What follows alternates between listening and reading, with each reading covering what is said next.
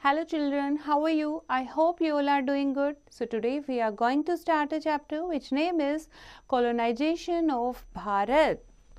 And what we are going to read in this chapter about the European trading companies in Bharat, birth of the British Indian Army, and from trading company to political power, the conquest of Mysore, subjugation of the Marathas, expansion of British rule in India and beyond, and Dalhousie's expansion policies. So, Europeans carried on profitable trade along the overland route to the east until the mid-15th century, till the Turks blocked this trade route. The Europeans then discovered new sea route to the east. अब profitable trade हो गया था, ठीक है, क्योंकि एक सी root जो है वो फाइंड कर चुके थे. अब ब्रिटिशर्स ने, यूरोपियंस ने एक नया सी रूट डिस्कवर किया to the east. In 1498 Vasco da Gama of Portugal sailed round the Cape of Good Hope and landed at Calicut on the Malabar coast in South India. Portugal's profitable eastern trade attracted other European to overseas trade with the east. अब जब Portuguese ने, ठीक है, Vasco the gamma के बाद और Portuguese ने वहाँ से ट्रेड किया, तो पुर्तगीज का ट्रेड देखकर कि ये तो बहुत प्रॉफिटेबल है, बाकी जो यूरोपियन कंट्री थी वो भी ईस्ट में ट्रेड करने के लिए निकल पड़ी. So, after Aurangzeb, large parts of India came under many Mughal governors and big zamindars who established regional kingdoms. The importance of Delhi as the center diminished, and the British originally came in as traders and finally ended up as the masters of the entire Indian subcontinent. जैसे कि आपको पता है, Britishers जो हैं वो यहाँ पर सिर्फ ट्रेड करने के लिए आए थे, एज ए ट्रेडर आए थे. ईस्ट इंडिया कंपनी उन्होंने इस्टेब्लिश की थी, लेकिन जब उन्होंने यहाँ की सिचुएशन देखी, कोई सेंट्रल में कोई एम्परर नहीं है, कोई सेंट्रल कंट्रोल नहीं है, तो वो यहाँ के मास्टर्स बन गए. Now European trading companies in Bharat, कौन कौन सी कंपनीज आई? जैसे the East India Company was formed with the sole purpose of looking to buy goods at a cheap price and carry them back to Europe to sell at higher price. East India Company जो establish की थी Britishers ने, वो उसका सिर्फ पहले एक ही motive था कि सस्ते रेटों पर यहाँ से सामान खरीदना और उसको यूरोप जाकर महंगे रेटों में बेच देना. India produced a very high quality of cotton and silk. India में उस टाइम पर बहुत ही अच्छा कॉटन और सिल्क प्रोड्यूस होता था. Indian spices like pepper, cloves, cardamom and cinnamon were also in great demand across Europe. और यूरोप में इंडिया के जो मसाले थे उनकी भी बहुत ज़्यादा डिमांड थी. This is the reason why, apart from the British, the Portuguese, French and Dutch trading companies all came looking for these goods. इसीलिए यूरोपियन के अलावा, ब्रिटिशर्स के अलावा, पुर्तगीज, फ्रेंच और डच जो है वो भी इंडिया में आने की, इंडिया में ट्रेड करने की सोचने लगे. There was fierce competition amongst the trading companies that led to many battles. और इनके आपस में ही बहुत ज़्यादा कॉन्फ्लिक्ट होते थे, बहुत ही ज़्यादा बैटल्स होती थी कि इंडिया पर मोनोपोली किसकी रहेगी. They regularly attacked each other's ship, tried to prevent other ship from moving with supplies of good. एक दूसरे की शिप पर अटैक करते जिसमें गुड्स होते थे और एक दूसरे के शिप में सप्लाई होने से रोकते रहते थे. Every ship was armed and trading posts were fortified. इसीलिए हर एक शिप के साथ आर्म यानी कि हथियार भेजे जाते थे, उसकी प्रोटेक्शन की जाती थी, और जो ट्रेडिंग पोस्ट थी उनको फोर्टिफाइड कर दिया गया, यानी कि चार दीवारी कर दी गई. This attempt to fortify settlements also led to conflict with the local ruler. जब ब्रिटिशर्स ने, कंपनीज ने अपना फोर्टिफिकेशन शुरू किया तो लोकल रूलर जो है वो नाराज हो गए. It was difficult therefore to separate trade from politics. इसीलिए ट्रेड और पॉलिटिक्स को सेपरेट करना बहुत ही मुश्किल है, क्योंकि ट्रेडिंग के कारण ही पॉलिटिकल इश्यू अराइज हुए. नाउ नेक्स्ट है mercantilism. What is that? The 18th century trading companies establishing trade centers in different countries were guided by the policy of mercantilism. That is the economic theory of holding that the prosperity of a nation depends upon its supply of capital and that the global volume of trade is unchangeable, and the amount of capital represented by bullion, that is the amount of precious metal held by the state, is best increased through a positive balance of trade with other nations with large export and low imports. Mercantilism suggests that the ruling government mother country should advance these goals by playing a protectionist role in the economy by encouraging exports and discouraging imports, and especially through the use of tariffs. And the economic policy based upon these ideas is often called the mercantile system. अब बच्चे इसमें क्या था, मर्सेंटलिज्म process जो है वो force करता है कंपनी को कि एक्सपोर्ट जो है वो ज़्यादा किया जाए और इंपोर्ट जो है वो कम किया जाए, यानी कि यहाँ से चीज़ें खरीद कर बाहर एक्सपोर्ट की जाएं ताकि प्रॉफिट मिले, ठीक है। तो this is basically based on profit, और बाहर की चीज़ें जो हैं इंपोर्ट कम की जाए, specially through the use of tariff. Now, English trade settlements in India. English East India Company received permission to establish trade settlements in India through a Farman royal order issued by the Mughal ruler Jahangir. अब उस time पर Jahangir Mughal ruler था, ठीक है। तो English east India company ने permission मांगी यहाँ पर अपना फैक्ट्री सेटलमेंट जो है वो इस्टेब्लिश करने के लिए, और जहांगीर ने परमिशन दे दी। दैट इज थ्रू अ फरमान। फरमान क्या होता है बच्चे? रॉयल ऑर्डर, ठीक है, जो कोई राजा देता है। The English trade settlements were run by the company's recruits called factors, and जो भी English trade settlement थे वो कंपनी ने कुछ ऑफिसर रिक्रूट कर रखे थे जिनको फैक्टर्स कहा जाता था, इसीलिए उस जगह को फैक्ट्रीज कहा जाने लगा। फैक्ट्री वो जगह होती है जहाँ पर चीज़ें मैन्युफैक्चर की जाती है, उसमें एक गोडाउन होता है गुड्स के लिए, एक ऑफिस होता है रिकॉर्ड मेंटेन करने के लिए, रेजिडेंशियल क्वार्टर्स होते हैं कंपनी सर्वेंट के लिए। The company traded in Indian textiles, indigo, a kind of clay, and saltpeter, a substance used in making gunpowder, and spices such as pepper, cardamom, cinnamon, and cloves. तो company जो है वो इन चीज़ों में trade करती थी, right? The first English factories in India were set up at Masulipatam. First English East India Company कहाँ पर सेटअप हुई थी? मसूलीपट्टनम में। And Surat in the early 17th century, उसके बाद सूरत में। By the end of the century they were English settlement at Madras. 18th century के end होने से पहले जगह जगह पर ईस्ट इंडिया कंपनी की सेटलमेंट्स थी, जैसे Madras, Bombay and Calcutta as well. Some of the settlements were fortified to protect them from the attacks of hostile local rulers and foreign rivals. अब कुछ सेटलमेंट जो थी उनको फोर्टिफाइड किया गया था ताकि लोकल रूलर जो है वो अटैक ना करें, क्योंकि वो पहले ही नाराज थे। उन्हीं के एरिया में फोर्टिफाई कैसे किया, और जो अदर फॉरेन राइवल्स थे, फॉरेन दुश्मन थे जैसे कि डच, फ्रेंच, उनसे भी बचने के लिए कुछ सेटलमेंट्स को फोर्टिफाइड किया गया। At this time the French were the main trade rivals of the English in India, और इस टाइम पर मेन राइवल कौन थे? फ्रेंच। फाइन, इसलिए क्या होती है, एक एंग्लो फ्रेंच राइवलरी होती है, यानी Anglo English east India company और फ्रेंच पीपल के बीच में एक फाइट होती है, एक क्लैश होता है in Karnataka in South India.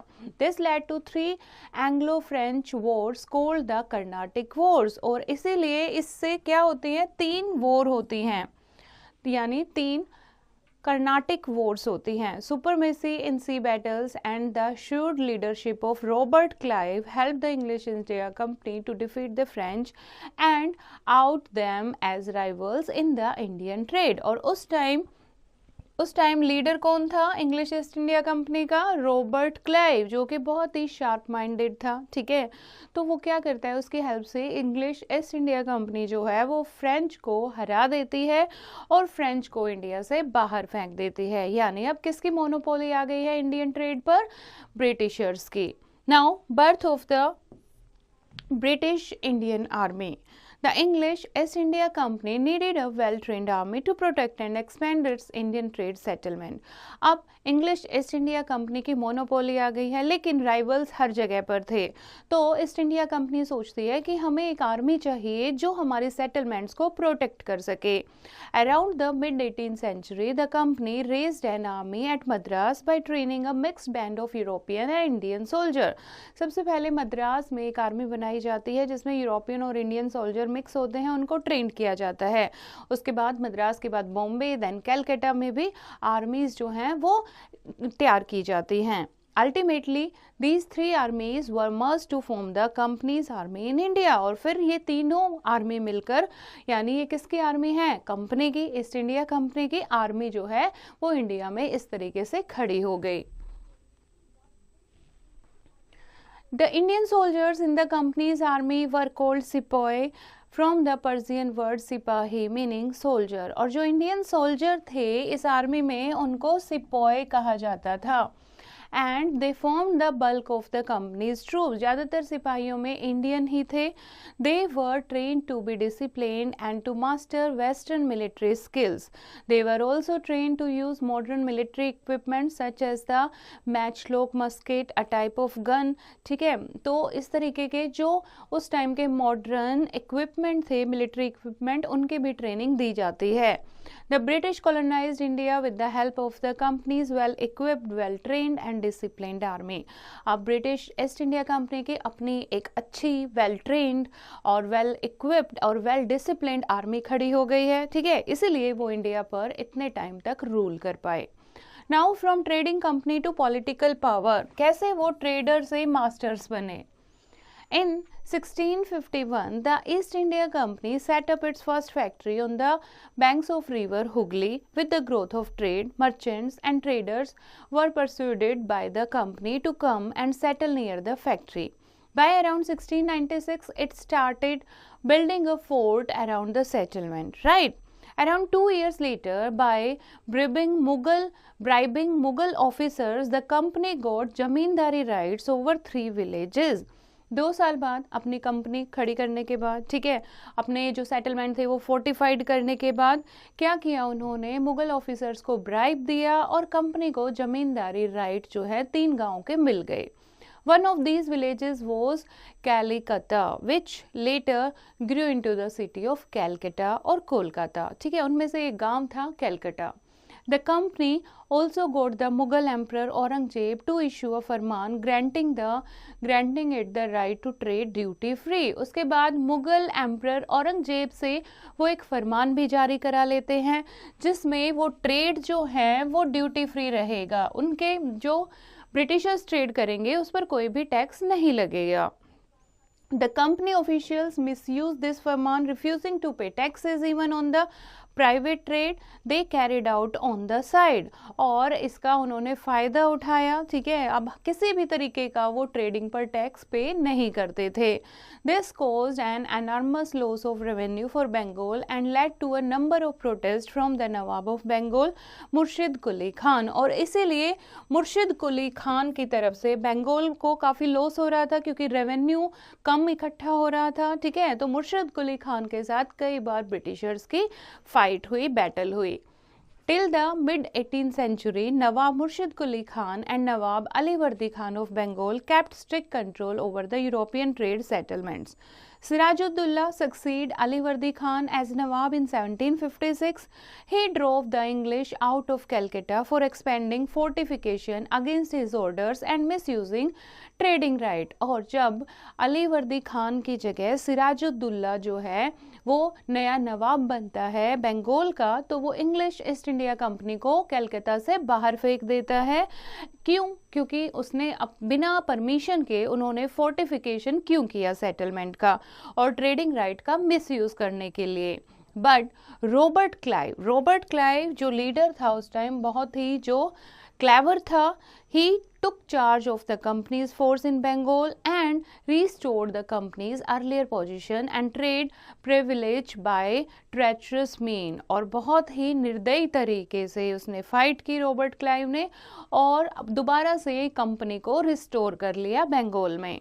Now battle of Plassey ये कौन सी बैटल में हुआ? बैटल ऑफ प्लासी में।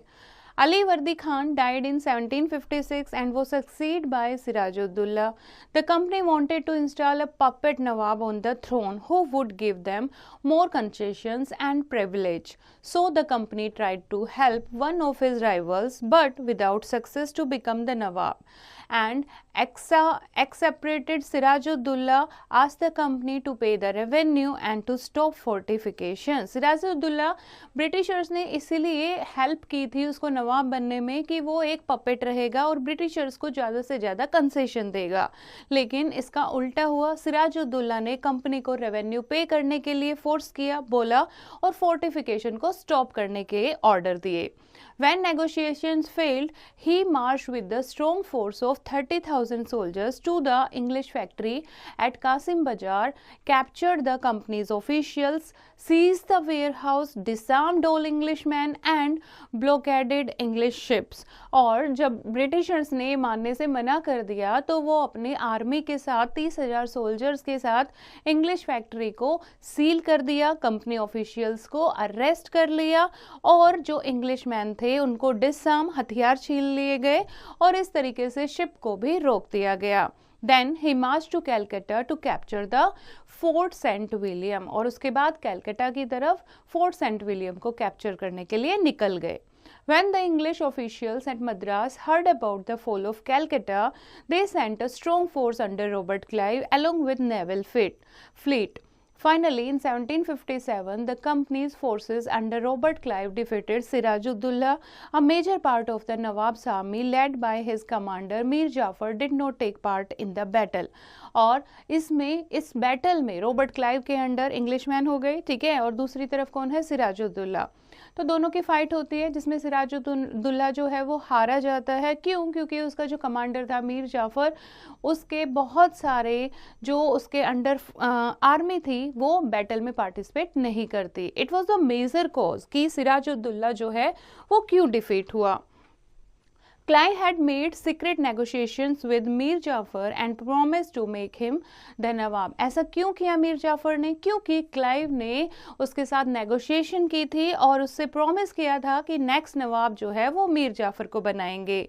The Battle of Plassey proved to be a turning point in the history of the company and the Nawabs became puppets in their hands and they carried on tax-free trade. और इस तरीके से मीर जाफर को नवाब बनाकर अब Britishers की चलती थी, ठीक है, अब वो टैक्स फ्री ट्रेड आराम से करते थे। After the defeat in the Battle of Plassey, Sirajuddaulah was assassinated and Mir Jafar was made the Nawab of Bengal. At this time, the company did not take up administrative responsibilities and decided to work with puppet Nawabs. Its main aim was to expand trade. अब ये पूरी administration responsibility Britishers नहीं लेते क्योंकि अभी इनका main M क्या था कि हम ट्रेड जो है उसको एक्सपेंड करें, उसको ट्रेड को टैक्स फ्री कराएं। However, they soon found that it was impossible to work with them as the Nawabs were reluctant to become tools in the hands of the company. Mir Jafar fail to meet the company's heavy monetary demand. अब मीर जाफर से वो बहुत ही पैसों की demand करती थी company, लेकिन मीर जाफर नहीं दे पा रहा था। So in 1760 the company deposed Mir Jafar and made his son in law Mir Qasim the Nawab of Bengal.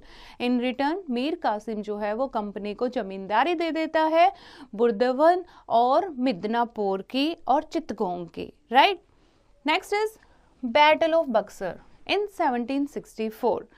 Mir Qasim placed limits on the trade privilege of the company. The company declared war on him and defeated him in 1763. Mir Jafar was restored as the Nawab of Bengal. अब जब मीर कासिम, मीर जाफर का जो सन in law था, उसको बनाया था नवाब, अब वो क्या करता है, नवाब बन के वो कंपनी को ट्रेड प्राइविलेज देने से मना कर देता है और कुछ लिमिट लगा देता है कि इतना ही ट्रेड जो है वो टैक्स फ्री होगा, उसके बाद उन्हें ड्यूटी जो है वो देनी होगी। द कंपनी क्या करती है, वॉर करती है मीर कासिम के साथ और फिर मीर कासिम को हरा कर और उसकी जगह दोबारा से मीर जाफर को नवाब बना देती है। Mir Qasim entered into alliance with Nawab Shujauddaula of Awadh and Mughal emperor Shah Alam II, who was then living in Awadh.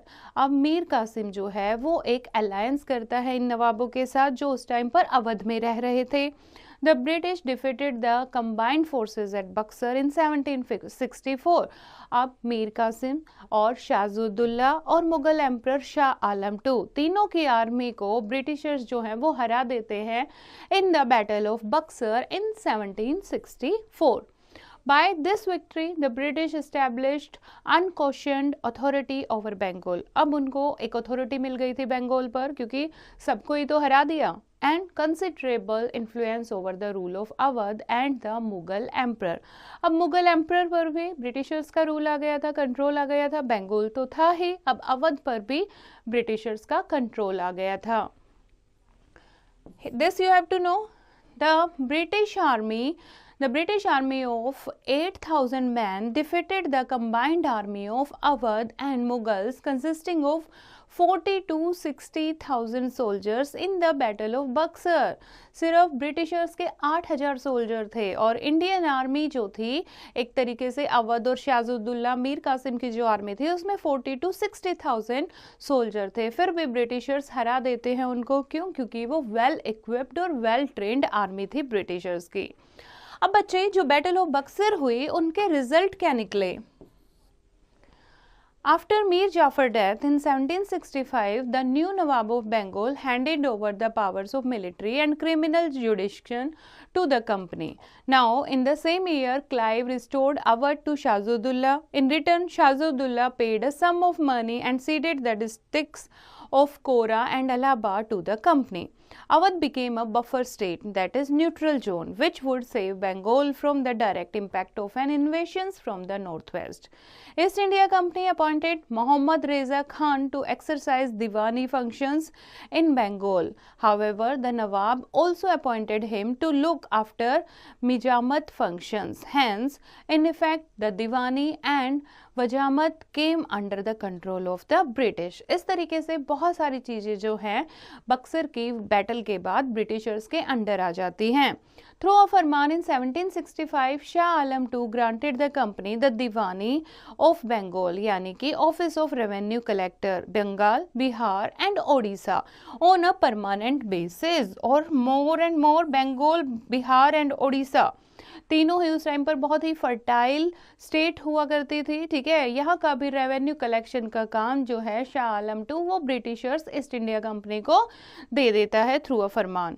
In return the company gave him Kora and Allahabad and an annual tribute. और इसके बदले कंपनी शाह आलम II को क्या देगी? कोरा और इलाहाबाद और उसके अलावा कुछ एनुअल ट्रिब्यूट भी. Shah Alam II began to live in Allahabad under the company's protection. The company became the virtual ruler of Bengal with full control over revenue collection and military and criminal jurisdiction. इस तरीके से बंगाल का ओवरऑल कंट्रोल रेवेन्यू का भी, military का भी और criminal जुडिक्शन का भी कंट्रोल जो है वो बंगाल का ब्रिटिशर्स के कंपनी के अंडर आ जाता है. It used part of the revenue from Bengal to purchase Indian goods, meet administrative costs and maintain troops. The Nawab's office was reduced to a position of responsibility without any control over the resources. The company enjoyed all the power without any responsibility and this was the system of dual government. और इस system को कहा गया dual government. ठीक है, company जो है वो हर पावर को एंजॉय करेगी विदाउट एनी रिस्पॉन्सिबिलिटी क्योंकि पूरा कंट्रोल जो है वो किसके अंडर में आ गया था? कंपनी के अंडर में. विच lasted till 1772. Bengal suffered under this system. Increasing oppression by the company servants forced many people to abandon their lands and flee into jungles. अब ब्रिटिशर्स जो है, कंपनी जो है वो फार्मर को फोर्स करती थी रेवेन्यू के लिए, इसीलिए बहुत सारे लोग जो हैं वो अपनी लैंड छोड़कर जंगलों की तरफ भाग गए. This continued even when a famine struck Bengal in 1770. और अब एग्रीकल्चर नहीं हो पा रही थी जिसके कारण बंगाल में 1770 में एक फेमाइन आती है. While Bengal suffered, the company's servants grew prosperous. Most of them came from very humble backgrounds and received low salaries, but many of them acquired enormous wealth from illegal private trade in Bengal. When they returned to England, they well drew the attention and envy of English society, which called them Nabobs, an adaptation of the Indian word Nawab. अब बच्चे देखो, अब army है बंगाल में, ठीक है, बंगाल के लोग जो है वो बहुत सफ़र कर रहे हैं, लेकिन जो बंगाल की आर्मी थी, जो सोल्जर्स थे ब्रिटिशर्स, ठीक है, वो क्या कर रहे थे, वो बहुत ही ज़्यादा पैसा कमा रहे थे, उनकी सैलरी तो कम थी लेकिन वो private trade, illegal private trade से बहुत ही वेल्थ कमा रहे थे। और जब वो वापस इंग्लैंड जाते हैं तो अपने साथ बहुत सारी वेल्थ जो है, खजाना जो है लेकर जाते हैं, और इंग्लिश सोसाइटी उन्हें नोटिस भी करती है और उनको किस नाम से बुलाती है, नबोब्स के नाम से, जो कि नवाब का ही ब्रिटिश ट्रांसलेशन है। In 1772, Warren Hastings became the governor of Bengal. He ended the system of dual government. अब 1772 में वैरन हास्टिंग जो है वो बंगाल का गवर्नर बनता है और ड्यूल गवर्नमेंट के सिस्टम को ख़त्म कर देता है and brought Bengal under the direct control of the company. Now next is British conquest outside Bengal. In 1773, Warren Hastings was made the Governor General of all Indian territories of the company. Calcutta was made his capital. At this time, the company had direct control over Bengal. अभी तक dual government चल रही थी, ठीक है। जब Warren Hastings को governor general बनाया जाता है, उसके बाद कंपनी के पास डायरेक्ट कंट्रोल आ जाता है बंगाल, मद्रास एंड बॉम्बे का, ठीक है। और जो भी बाकी अवध और कर्नाटक स्टेट थी उन पर इनडायरेक्ट कंट्रोल आ जाता है। There were three major independent native powers in the Deccan: the Marathas, the Nizam of Hyderabad and Hyder Ali of Mysore. अब भी ब्रिटिशर्स के खिलाफ डेक्कन में स्ट्रॉन्ग पावर थी, तीन strong power, Marathas, Nizams of Hyderabad and Haidar Ali of Mysore. Now next is subsidiary alliance. In 1798, Governor General Lord Wellesley introduced system of subsidiary alliance to establish British supremacy in India and remove all traces of French influence. French को बिल्कुल ख़त्म करने के लिए, जो भी French के trader थे, कंपनी थी, उनको बिल्कुल ख़त्म करने के लिए और ब्रिटिश को सुपरमेसी दिखाने के लिए इंडिया में गवर्नर जनरल लॉर्ड वेल्सले एक सिस्टम इंट्रोड्यूस करते हैं जिसका नाम था सब्सिडरी अलायंस. इसमें क्या था इस सिस्टम के under? First is A ruler who accept the subsidiary alliance had to cede some territories for the purpose. एक तो कुछ टेरिटरी उसको देनी होंगी, जो भी नवाब, जो भी रूलर सब्सिडरी अलायंस को एक्सेप्ट करता है, and expel all non English foreigners from his state. और अपनी स्टेट से जितने भी नॉन इंग्लिश हैं, ठीक है, फॉरनर हैं, जैसे कि फ्रेंच, पुर्तगीज़ जो हैं, उनको हटाएंगे. And allow the British to supervise his relations with other Indian states. दूसरे स्टेट्स के साथ क्या रिलेशन रखने हैं वो ब्रिटिशर से सलाह ली जाएगी. And accept a British resident in his court. The resident constantly tried to interfere with the ruler's autonomy and internal administration to promote the company's interest. और एक ब्रिटिश रेजिडेंट जो है उसको अपॉइंट किया जाएगा कोर्ट में, जो टाइम टू टाइम उसको एडवाइस करेगा रूलर को, और रूलर जो है जो भी डिसीजन लेगा उसके कहने पे लेगा. The British promised to give protection from, और इसके बदले ब्रिटिशर्स क्या करेंगे? They protect from invasions to a ruler who accept the subsidiary alliance. एक तो कोई भी अगर उस स्टेट पर, उस रूलर पर को इन्वेड करता है तो ब्रिटिशर्स जो हैं वो उसको प्रोटेक्ट करेंगे, but they also reserve the right to depose the ruler in case of any lapse. लेकिन ब्रिटिशर्स कहते हैं कि अगर कोई लैप्स आता है रूलर की तरफ से तो वो उसको इम्प्रिजन भी कर सकते हैं, डिपोज भी कर सकते हैं. The British exercise this right in deposing the rulers of Thanjavur, Surat and the Karnataka, जिसका फ़ायदा ये तीन रूलर को डिपोज करने में ब्रिटिशर्स ने उठाया. Now next is the conquest of Mysore. जैसे कि हमने पढ़ा साउथ इंडिया में मैसूर की स्टेट है जो कि काफ़ी स्ट्रॉन्ग ऑपोजिशन थी ब्रिटिशर्स के लिए. In 1761, Hyder Ali, a soldier, seized the throne of Mysore from its ruler Chikka Krishna Raj. Under Hyder Ali and his son Tipu Sultan, Mysore was transformed into a powerful kingdom. They built up They built up a powerful and modern army and challenged the might of the Marathas and the Mughals. When the British started taking an interest in the Carnatic, they came face to face with the rising power of Hyder Ali. जब कर्नाटक पर control करना चाहते थे Britishers, तब वो हैदर अली का आमना सामना होता है. 4 battles were fought between the British and the kingdoms of Mysore. और इस तरीके से 4 बैटल जो हैं वो लड़ी जाती हैं. That is referred as Anglo-Mysore Wars 1766 to 1799. As part of his attempts to expand his kingdom, Hyder Ali defeated the forces of East India Company and besieged Madras in 1769. The British agreed to help Hyder Ali in case of an attack from the Marathas.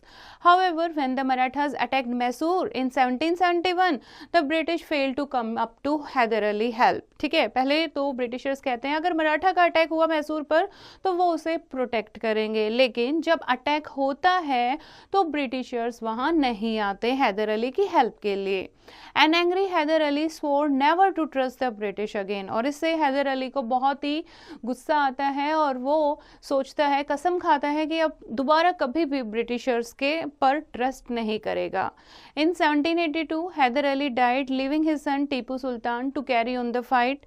In the Third Anglo-Mysore War 1792, Lord Cornwallis, the Governor General at that time, entered into an alliance with the Marathas and the Nizams of Hyderabad. Their joint force defeated Tipu Sultan and 2 of his sons were taken hostage by the British. और जो ये third war होती है इसमें Britishers जो हैं वो एक अलायंस साइन करते हैं मराठास और निज़ाम ऑफ हैदराबाद के साथ और तीनों मिलके टीपू सुल्तान को डिफीट कर देते हैं और उसके दोनों बेटों को हॉस्टेज बना लिया जाता है. In 1799 the British defeated Tipu at Srirangapatnam in the 4th Anglo-Mysore war. और 4th एंग्लो-मैसूर वॉर होती है 1799 में, जिसमें टीपू सुल्तान जो है वो मारा जाता है. With the death of Tipu the British were rid of one of the most bitter enemy. और टीपू सुल्तान की डेथ के बाद ब्रिटिशर्स को अपने एक स्ट्रॉन्ग एनिमी से छुटकारा मिल जाता है. The British annexed half of his kingdom and give Mysore back to the royal family, thereby ensuring their loyalty. And उसमें क्या होता है, जितने भी किंगडम होता है टीपू सुल्तान का उसमें से हाफ जो है ब्रिटिशर्स ले लेते हैं और मैसूर जो है वापस रॉयल फैमिली को दे देते हैं और रॉयल फैमिली से ये साइन कराते हैं कि वो ब्रिटिशर्स के लिए लॉयल रहेंगे. This victory over Mysore paved the way for the total control of India by the British. Now next is subjugation of the Marathas. अब आपने देखा जो एंग्लो मैसूर वॉर थी उसमें मराठास जो हैं वो किसके साथ है, ब्रिटिशर्स के साथ हैं. ठीक है, मैसूर टीपू सुल्तान को हराने के लिए. अब क्या होता है मराठास के साथ. In the 1770s an intense power struggle began among the Maratha chiefs. Taking advantage of their disunity the British interfered in the internal affairs of the Marathas and this led to 3 Anglo Maratha war. Marathas के आपस में इतने conflict हो रहे थे जिसका फायदा Britishers उठाते हैं और उन पर अटैक कर देते हैं, जिसके कारण 3 एंग्लो मराठा वॉर होती हैं. The first 2 Anglo Maratha Wars the British failed to make any substantial gains in the first Maratha war that was fought in 1775 to 1782, but in the second Maratha war they succeed in weakening and isolating the Marathas chief. पहली war में Britishers को इतना कोई फायदा नहीं होता, लेकिन दूसरी वॉर में वो मराठास को वीक करने में कामयाब हो जाते हैं और मराठा चीफ को अलग अलग कर देते हैं. Now British paramountcy before Third Maratha War. Before the outbreak of the Third Maratha War, the British concluded a treaty at Amritsar with Ranjit Singh. तीसरी वॉर होने से पहले मराठा के साथ जो ब्रिटिशर्स हैं वो अमृतसर में रंजीत सिंह के साथ एक ट्रीटी करते हैं. And the ruler of Punjab, Ranjit Singh, and the British agreed to restrict their territories to the west and the east bank of the Satluj respectively. Lord Hastings, who was Governor General from 1813 to 1823, brought many Indian states either under direct British control or under the terms of subsidiary alliance. ठीक है, Lord Hastings ने क्या किया, 1813 to 1823 ज़्यादातर Indian state या तो direct control में आ गई ब्रिटिशर्स के, या फिर सब्सिडरी अलायंस जो है उनके साथ साइन करा ली। Britain's Indian territories expanded towards Nepal, the land of the Gurkhas. Frequent border clashes ultimately led to an Anglo-Gurkha war. ठीक है, अब नेपाल की तरफ एक्सपेंड कर रहे थे ब्रिटिश गवर्नमेंट, तो अब क्या होती है, नेपाल जिसमें गुरखास का ग्रुप था, अब यहाँ पर वॉर होती है Anglo Gurkha war, and the Gurkhas were defeated, जिसमें गुरखास जो हैं उनको हरा दिया जाता है। They ceded the provinces of Garhwal and Kumaon, where the British later built hill station such as Almora, Nainital, Mussoorie and Shimla. और फिर गुरखास को गढ़वाल और कुमाऊं जो है ब्रिटिशर्स को देना पड़ता है, जहां पर फिर बाद में ब्रिटिशर्स हिल स्टेशन बनाएंगे, जहां पर नॉर्थ में टेम्परेचर गर्म होता था गर्मियों में, तो वो हिल स्टेशन पर जाकर रेस्ट करते थे। The Gurkhas also withdrew from Sikkim and except a British resident at Nepalese capital Kathmandu, the Gurkhas were henceforth recruited into the company's forces in large number. और सिक्किम से भी गुरखास को हटा दिया जाता है, ठीक है, सिर्फ काठमांडू में ही कुछ गुरखास रहते हैं और गुरखास के पास कोई दूसरा ऑप्शन नहीं था, उन्हें ब्रिटिश फोर्स में काम करना पड़ता है। Now, the chiefs of the Rajputana were forced to sign subsidiary treaties. Thus, on the eve of the Third Maratha War, the British had emerged as the paramount, that is, supreme power in India. और third Maratha war से पहले Britishers हर जगह पर अपना control कर चुके थे। अब होती है third Maratha war. Third Maratha war 1817 to 1818 में किसके बीच में होती है? Peshwa Bajirao two and Britishers. Peshwa Bajirao II tried to organize the Maratha chiefs against the British. Bajirao was defeated, deposed and pensioned off to Bithur near Kanpur. ठीक है, वहाँ से भगा दिया जाता है, वहाँ से हटा दिया जाता है पेशवा बाजीराव II को, और कहाँ भेज दिया जाता है? कानपुर के पास। उसकी पेंशन कुछ बांध दी जाती है, डिपोज कर दिया जाता है। Fine. The office of the Peshwa was abolished, Peshwa का जो ऑफिस था वो खत्म कर दिया गया। The state of Satara was carved out of Bajirao's territories and placed under the rule of a descendant of Shivaji. Each of the Marathas chief was made to sign the subsidiary alliance. और यहाँ पर हर एक मराठा चीफ से subsidiary alliance जो है वो sign कराया जाता है। Now next is expansion of British rule in India and beyond. अब देखो, आपने पूरा इंडिया जो है, मराठास ही थे उनको भी कंट्रोल कर लिया है, पूरा इंडिया जो है वो ब्रिटिशर्स के अंडर आ जाता है। अब ब्रिटिशर सोचते हैं बाहर की तरफ की जो स्टेट हैं उनको कनकर करने के लिए। Afghanistan and Sindh. In the 1830s, fearing a Russian attack on India through Afghanistan, the British started interfering in Afghanistan's affair. Now, this resulted in expensive Anglo-Afghan wars between 1838 to 1842. The Afghans put up a very strong resistance and the British failed to establish direct control over Afghanistan. लेकिन अफगानिस्तान जो है वो Britishers के against होते हैं, एक strong resistance करते हैं और ब्रिटिश जो है उनको हरा नहीं पाती। Having failed to take Afghanistan, the British annexed Sindh in 1843. Afghanistan को अनेक्स नहीं कर पाती, लेकिन फिर भी सिंध को अनेक्स कर लेती है British in 1843. They also targeted Punjab. उसके बाद उनका नेक्स्ट टारगेट था पंजाब। पंजाब में उस टाइम 6 थे। The 6th state of Punjab had expanded under Ranjit Singh, और पंजाब के जो एम्परर थे वो थे Ranjit Singh.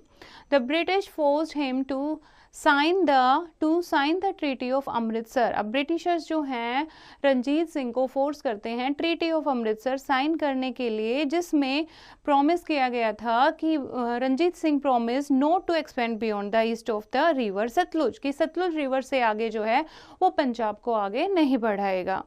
The death of Ranjit Singh in 1839 was marked by a period of instability. Finally, his youngest son Dalip Singh was placed on the throne and Queen Mother Rani Jindal was made the regent in 1843. The first Anglo-Sikh war broke out as the Sikh army tried to cross the Satluj. अब पहले एक sign हुआ था कि Sutlej river को cross नहीं करेंगे six, लेकिन जब सिख आर्मी ट्राई करती है सतलुज को क्रॉस करने के लिए एंड ऑक्यूपाई लाहौर, तब होती है Anglo Sikh war and the British defeated the Sikhs and the treaty of Lahore was signed. अब सिक्स को ब्रिटिश जो हैं वो हरा देते हैं और ट्रीटी ऑफ लाहौर साइन की जाती है। It recognize Duleep Singh as the ruler, Duleep Singh को रूलर बनाया जाता है और his mother as the regent and the Sikhs had to pay war indemnity, जितना भी वॉर में नुकसान हुआ है Sikhs have to pay and give away parts of their territories to the British. However soon the British accuse Rani Jindal for anti British activities and removed her from power. जल्दी ही वो रानी जिंदल को भी पावर से हटा देते हैं। इससे फिर से एक वॉर हो जाती है, पूरा पंजाब जो है, सिक्स स्टेट जो है वो लॉर्ड डलहौजी के खिलाफ हो जाते हैं and the six were defeated and the British annex the state of Punjab. लेकिन सिख जो हैं वो हार जाते हैं और इस तरीके से ब्रिटिशर्स जो हैं वो पंजाब को कैप्चर करने में कामयाब हो जाते हैं। In 1849 Duleep Singh was given pension and sent to England. Duleep Singh को इंग्लैंड भेज दिया जाता है जहाँ पर उसकी एक पेंशन फिक्स कर दी जाती है। Now lower Burma, the annexation of Lower Burma, coastal Myanmar in 1852 established British control over the eastern coast of Bay of Bengal. Dalhousy's expansionist policies, Dalhousie की कौन कौन सी एक्सपैंड करने की, अपने एरिया को एक्सपैंड करने की पॉलिसीज थी? एक तो doctrine of lapse, second is the annexation of Awadh, जो है वो कैसे हुआ था? Because of doctrine of lapse. ठीक है, ये हम पढ़ेंगे अभी। So the first is doctrine of lapse. Lord Dalhousie, who was the Governor General from 1848 to 1856, came up with the policy called the doctrine of lapse. इसमें क्या कहा गया था? Doctrine of lapse कहता है if an Indian ruler died without a male heir, his kingdom would lapse. अगर कोई Indian king की डेथ हो जाती है और उसका कोई नया वारिस नहीं होता, कोई मेल चाइल्ड नहीं होता, तो उसका सारा किंगडम जो है वो लैप्स हो जाएगा और वो कंपनी का पार्ट बन जाएगा। और इस पॉलिसी से, ठीक है, अनफेयर पॉलिसी से बहुत सारे स्टेट जो हैं वो एनेक्स किए गए, जैसे कि सतारा 1848, संबलपुर इन 1850, Udaipur 1852, Nagpur 1853 and Jhansi in 1854. So here we will read about the annexation of Awadh. After the Battle of Buxar, Awadh signed the Treaty of Allahabad with the British. In 1801, a second treaty was signed at the time of Wellesley and half of Awadh was taken away by the British. Since then, the Nawabs of Awadh were dependents of the British. In 1856, Dalhousie annexed Awadh without any proper provocation and its ruler, Wajid Ali Shah, was deposed.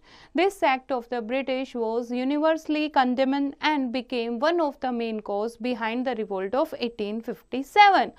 जिस तरीके से unfair तरीके से अवध को annex किया, इससे पूरा India जो है, यहाँ तक कि फॉरेन में भी ब्रिटिशर्स के खिलाफ हो गए थे सारे, ठीक है, क्रिटिसाइज कर रहे थे और यही एक मेन कारण था 1857 के रिवोल्ट का।